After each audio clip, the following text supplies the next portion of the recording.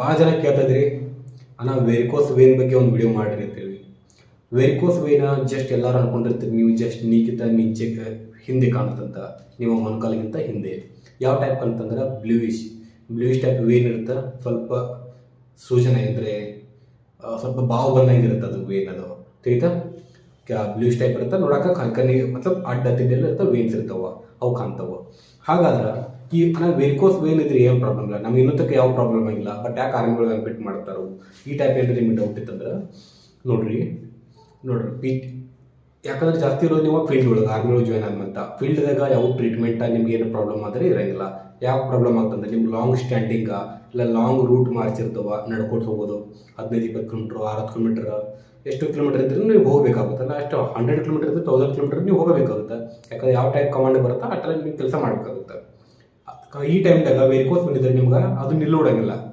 ಅವಾಗ ನೀವು ಕೇಳ್ತೀರಿ ರೆಸ್ಟ್ ಬೇಕ್ರಿ, ಇಲ್ಲಾಂದ್ರೆ ಟ್ರೀಟ್ಮೆಂಟ್ ಬೇಕ್ರಿ, ಪೇನ್ ಕಿಲ್ಲರ್ ತೊಗೊಂಡು ಅವಾಗ ನೀವೇನು ಮಾಡೋಕ್ಕೆ ಹೋಗಲ್ಲ.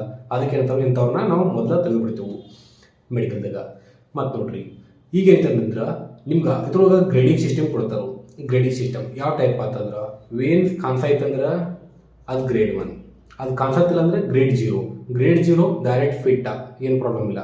ಗ್ರೇಡ್ 1 ಅಂದ್ರೆ ಸ್ಮಾಲ್ ವಿಜುವಲ್ ಕಾಣೈತಿ, ಬಟ್ 5 mm ಕಿಂತ ಕಮ್ಮಿ ಐತಿ ಅದು ಥಿಕ್ನೆಸ್. 5 mm ಅಂತ ಗೊತ್ತಲ್ಲ, ಅರ್ಧ ಸೆಂಟಿಮೀಟರ್ ಅಷ್ಟು ಥಿಕ್ನೆಸ್ ಕಮ್ಮಿ ಐತಿ.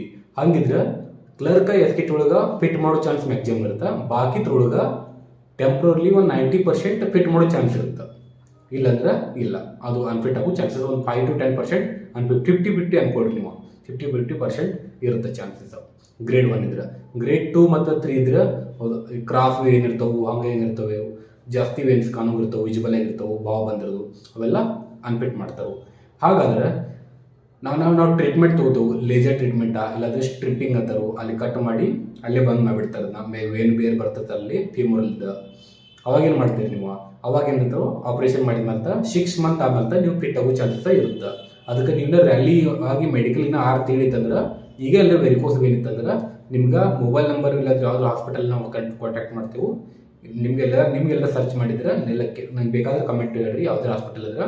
ಯಾಕಂದ್ರೆ 2-3 ಕಡೆ ನಾನು ಎನ್ಕ್ವೈರಿ ಮಾಡಿದ್ದೆ ಹಾಸ್ಪಿಟಲಲ್ಲಿ.